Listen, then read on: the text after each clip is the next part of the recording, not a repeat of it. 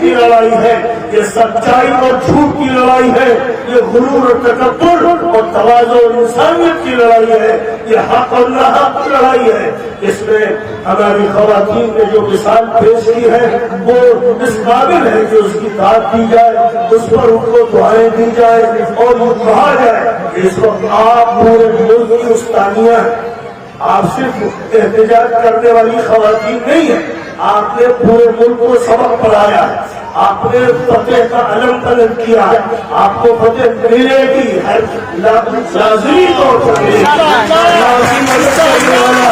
اور پورے دنیا کے تمام مذاہب آپ کے ساتھ کھڑے ہیں، دنیا کی پوری انسانیت آپ کے ساتھ کھڑی ہوئی ہے۔ اس لیے آپ امید رکھیے کہ یہ جو وقت آپ کو گزر رہا ہے یہ ضائع نہیں جائے گا، ایک نئی آزادی حاصل کی جا رہی ہے۔ یہ آزادی ہے ظلم سے، یہ آزادی ہے ذاتی سے، یہ آزادی ہے لاقانونیت سے، یہ آزادی ہے ڈسکریمنیشن سے، یہ آزادی ہے تفریق سے، یہ آزادی ہے فتنے واریت سے، یہ آزادی ہے ہر بلا سے، ہر مصیبت سے، ہر آفت سے، ہر ذلت سے۔ ایک نئی آزادی کی ضرورت ہے۔ ہم نے گھر کی آزادی حاصل کی تھی، لیکن اب ضرورت ہے کہ دماغ کی آزادی ہو، دل کی آزادی ہو، بدن کی آزادی ہو، ہمارے گھر، ہمارے محلے، ہمارے گاؤں، ہمارے شہر آزادی کی لذت حاصل کریں۔ آزادی سے زبان کا نعرہ نہ ہو، آزادی کو ہم اپنے محلوں میں دیکھیں، سڑکوں میں دیکھیں، چوراہوں میں دیکھیں، پارلیمنٹ میں دیکھیں، اسمبلی میں دیکھیں، ہر جگہ آزادی کی لذت ہو، آزادی سے لوگ آشنا ہو اور اس آزادی کی طرف بڑھے جس کے لیے اس ملک میں طویل جدوجہد اختیار کی گئی اور جس ملک میں تمام مذاہب کے لوگوں نے مل کر کام کیا۔ جس طرح تقسیم سے پہلے ہندو مسلم بھائی چارے کی بات ہو گئی تھی، آج بھی اسی قوت کے ساتھ اس کو بلند کرنا چاہیے۔ اس محلے کے آس پاس جو ہندو خواتین رہتی ہیں، سکھ خواتین رہتی ہیں، میں ان کو دعوت دیتا ہوں کہ اگر آپ کا یقین ہے، سکھوں گرو نانک پر یقین ہے اور ہندو اگر رام جی پر یقین ہے، کرشن جی پر یقین ہے، اگر ویدوں اور گیتا پر یقین ہے تو اپنے اپنے گھروں سے نکل کر ان خواتین کے ساتھ شامل ہو جاؤ۔ آج آپ کی پہچان یہ ہے، ہماری ذمہ داری ہے کہ مذہب سے بھاگا کر ہو کر اور اپنی برادری بات سے نکل کر ان خواتین کا ساتھ دو اور ان کے ساتھ شانہ بشانہ کھڑے ہو جاؤ۔ جو ان کا ساتھ دیں گے ان کی انسانیت مانی جائے گی، جو ان کا ساتھ دیں گے ان کو صحیح معنی میں آزاد سمجھا جائے گا، جو ان کا ساتھ دیں گے وہی اس ملک کے صحیح نمائندہ ہوں گے، جو ان کا ساتھ دیں گے وہی کانسٹیٹیوشن کی حفاظت کرنے والے ہوں گے، اور جو ان کا ساتھ نہیں دیں گے جہاں بھی بیٹھی ہے، جہاں بھی میرے جاڑی کی راتیں، ٹھنڈک کی راتیں اتنی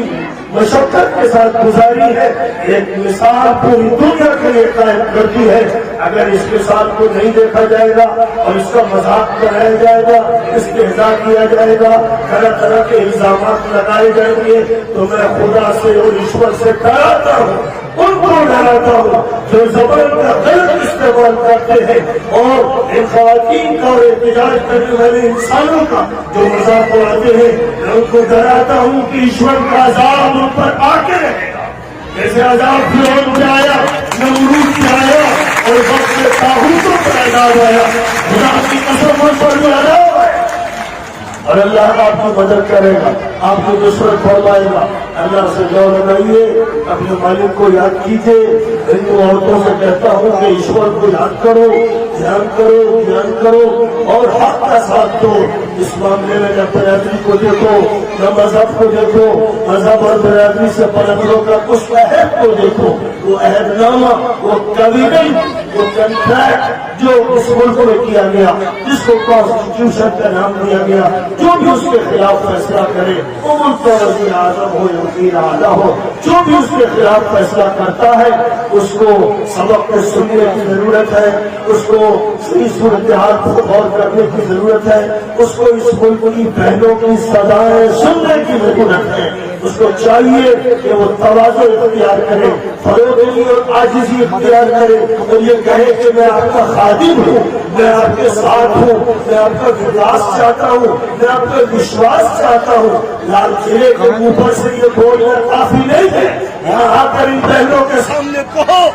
کہ ہم تمہارا وشواس چاہتے ہیں. اگر ساری نہیں اس وشواس تیار ہو جائے اس وقت پھر حق ہوگا حکمرانی کرنے کا. اور اگر اس کے لیے وہ تیار نہیں تو پھر ان کو بتا دو کہ ہم بھی اس کے لیے تیار نہیں. یہ مانے کہ آپ صحیح بات کرتے ہیں. بس اس وقت ایک مختصر سا پیغام دینا چاہتا تھا اور میں چاہتا تھا کہ معلوم ہو جائے اس ملک کی تمام بہنوں کو, بھائیوں کو, وہ کسی بھی مذہب سے اور کسی بھی ذات سے تعلق رکھتے ہو. اس وقت کا ایگزامینیشن ہو رہا ہے, امتحان کی گھڑی ہے. ایسے انگریزوں کے دور میں امتحان کی گھڑی تھی, اس وقت وہ لوگ کامیاب ہوئے جنہوں نے ان سے ٹکر لی, اور آج وہ لوگ کامیاب ہوں گے جو ظالموں کا مقابلہ کریں گے اور مظلوموں کی مدد کریں گے اور انسانیت کے فروغ کے لیے اپنا وقت لگائیں گے, مال لگائیں گے, دماغ لگائیں گے. یہ وہ پیغام ہے جو پورے ملک میں اور دنیا کے چھپے چھپے پر پہنچنا چاہیے اور پہنچ رہا ہے. اس لیے مجھے یقین ہے کہ آسمان سے بھی مدد آئے گی اور زمین سے بھی مدد ملے گی. اللہ کی آپ کے ساتھ ہوگی. کسی حالت میں مایوس نہ ہو. یہ مت سمجھے کہ آپ کی یہ کوشش نائب بن جائے گی. آپ کی کوشش کا ایک ہلکا سا اثر, ایک ہلکا سا شمع ہے جس کو دہلی کے الیکشن میں لوگوں نے دیکھ لیا. یہ بتا دیا گیا کہ جو بھی ظلم کا ساتھ دے گا, لاقانونیت کا ساتھ دے گا, اس کا حشر یہی ہوگا کہ اس کو پورے دم میں پھینک دیا جائے گا. اور جو حق کا ساتھ دے گا, جو سچائی کا ساتھ دے گا, جو انصاف کا ساتھ دے گا, جو مانوتا کا ساتھ دے گا, خدا تعالیٰ اس کو عزت دے گا, سربلندی دے گا. خدا اس سے پیار کرے گا, زمین اس سے پیار کرے گی, فرشتے اس کے لیے دعا کریں گے اور تمام انسان اس سے محبت کریں گے. تو اے خاتونوں, اے خواتین, اس ملک کی باعزت خواتین,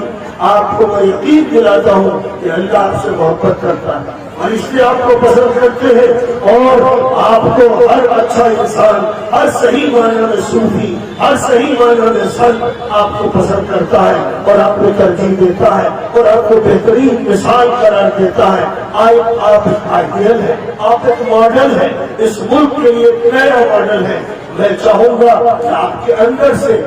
خواتین کی ایک قیادت نمودار ہو, نوجوانوں کے اندر سے ایک جوان نئی قیادت نمودار ہو جو اس ملک کو سنبھالے, اس ملک کو اس طرح سنبھالے کہ اس کو اپنی برائیوں سے اور اپنی تمام تباہیوں سے باہر نکال سکے. ایک ایسی نئی قیادت کی ضرورت ہے. کاش کے ہمارے جوان, کاش کے ہماری خواتین, ہماری اسٹوڈنٹس, طالبات ہو یا طلبا ہو, ان کے اندر سے ایسی جوان قیادت ابھر کے کھڑی ہو جائے جو اس ملک کی قسمت کا اچھا فیصلہ کر دے اور اس ملک کو صحیح رخ پر لے کر چلے. اسی کی امید ہے اور اسی امید میں میں آپ کے سامنے صدا لگانے آیا ہوں. میں امید کرتا ہوں کہ آپ نے اپنے منتخب افراد کا, خواتین کا بھی اور مردوں میں سے بھی, جوانوں میں سے بھی افراد کا انتخاب کریں گے اور وہ لوگ کریں گے جو ان سب معاملات میں شامل ہیں تاکہ ہم ملک کو ایک نئی قیادت سے روشناس کرائیں اور پھر قیادت اس